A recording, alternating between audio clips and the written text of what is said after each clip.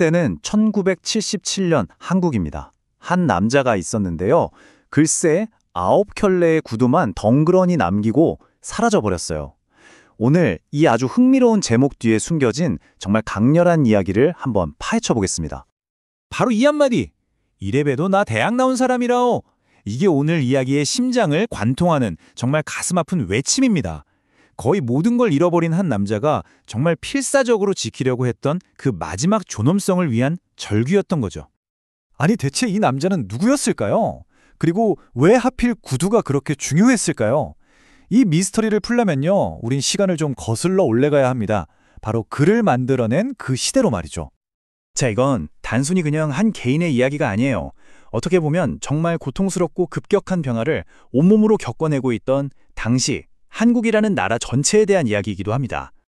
보세요. 불과 몇십 년 만에 한국은 농업국가에서 산업강국으로 정말 눈 깜짝할 사이에 바뀌어버렸습니다. 우리가 한강의 기적이라고 부르는 바로 그 시기죠. 근데 이 기적 뒤에는요, 엄청난 사회적 압박과 혼란이 있었습니다.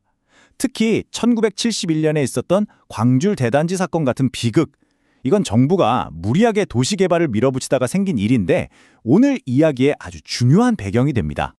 이런 급격한 사회 변화 속에서 소시민이라는 새로운 계층이 생겨납니다. 이분들은요, 정말 힘들게 내 집 마련도 하고 이제 좀 안정적으로 사나 싶었는데 동시에 언제 다시 나락으로 떨어질지 모른다는 그런 깊은 불안감에 시달리는 사람들이었어요. 바로 이 소시민의 불안감, 이게 우리 이야기 갈등의 핵심적인 열쇠가 됩니다. 자, 그럼 이제 이야기의 무대로 들어가 보죠. 작은 셋방에서 운명처럼 마주하게 될 두 인물을 만나보겠습니다. 이야기의 중심에는 딱 두 사람이 있습니다. 한쪽은 방금 말씀드린 전형적인 소시민이자 이 이야기의 화자인 오 선생이고요. 다른 한쪽은 그의 셋방에 사는 세입자 권 씨입니다. 이 권 씨라는 인물은 과거의 그 번듯했던 삶의 그림자를 어떻게든 필사적으로 붙잡으려고 하는 그런 사람이죠. 권 씨는 사실 꽤 괜찮은 집안 출신에 대학까지 나온 지식인이었어요. 그런데 주택 문제로 시위를 주도하다가 감옥에 다녀온 뒤로 모든 걸 잃고 지금은 공사장에서 막노동으로 겨우겨우 살아가고 있습니다. 그럼 그에게 남은 유일한 자존심이 뭐였을까요? 바로 매일같이 강박적으로 닦는 10켤레의 비싼 구두였습니다. 이게 바로 그가 잃어버린 과거, 지식인으로서의 정체성을 상징하는 마지막 보루였던 거죠. 이렇게 각자의 세계에 살던 두 사람.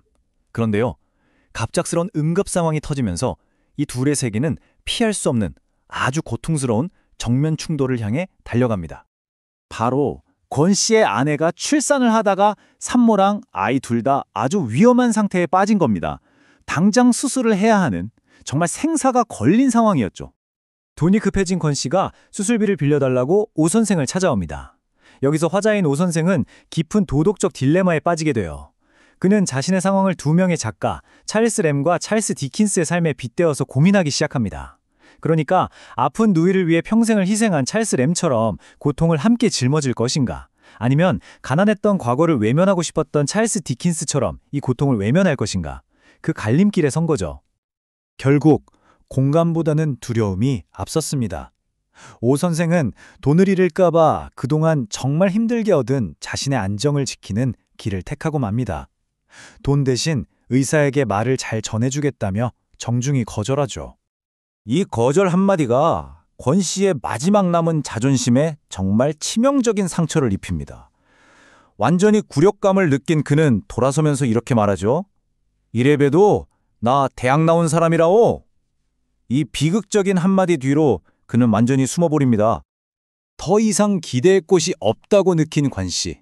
그는 바로 그날 밤 이 이야기의 가장 비극적인 절정으로 치닫는 정말 절박하고도 돌이킬 수 없는 선택을 하게 됩니다. 그날 밤 오 선생 집에 강도가 듭니다. 근데 이 강도 뭔가 좀 이상해요. 어설픈 복면을 쓰고 부엌칼을 들었는데 손을 벌벌 떨고 있어요. 심지어 문 앞에서 예의 바르게 신발을 벗고 우는 아이를 달래주기까지 합니다. 오 선생은 그 순간 바로 알아차리죠. 이 강도가 자기 세입자 권 씨라는 걸요. 여기서 오 선생은 권 씨의 체면이라도 지켜주려고 모른 척 해줍니다. 그런데 권 씨가 나가다가 그만 실수로 자기 방 쪽으로 발걸음을 옮겨요. 그걸 본 오 선생이 도와주려는 마음에 이렇게 말합니다. 대문은 저쪽입니다. 아, 이 친절이 오히려 비수가 됐습니다. 이 말 한마디에 권 씨는 자신이 완벽하게 정체를 들켰다는 걸 깨닫고 그의 영혼은 그야말로 산산조각 나고 맙니다.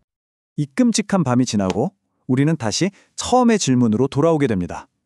권 씨가 남긴 그 침묵의 증거, 바로 구두 이야기로 말이죠. 다음 날 아침 권 씨는 사라졌습니다. 방은 텅 비어 있었죠. 그런데 그가 목숨처럼 아끼던 구두들은 그대로 남아 있었습니다. 딱 한 켤레, 그가 신고 나간 구두만 빼고요. 여러분, 이 구두는 그냥 신발이 아니었어요. 이건 지식인이었던 과거의 자신과 연결된 마지막 끈이었고 세상이 무시해도 스스로를 지키려 했던 자존심의 상징이었습니다. 가난하고 비참한 현실 속에서 유일하게 반짝반짝 빛나게 유지할 수 있었던 단 하나였죠. 그렇기 때문에 이 구두들을 버리고 떠났다는 건 자신의 존엄성을 완전히 포기하겠다는 그런 처절한 패배 선언이나 다름없었습니다. 그는 그렇게 사라졌습니다. 자신의 너덜너덜해진 자존심의 조각들만을 남긴 채 말이죠. 거의 50년 전에 쓰인 이야기지만 우리에게 던지는 질문은 지금도 유효합니다. 어쩌면 더 날카롭게 느껴지죠. 이렇게 사람을 벼랑 끝까지 내모는 사회에서 과연 인간의 존엄성이라는 것의 진짜 가치는 무엇일까요?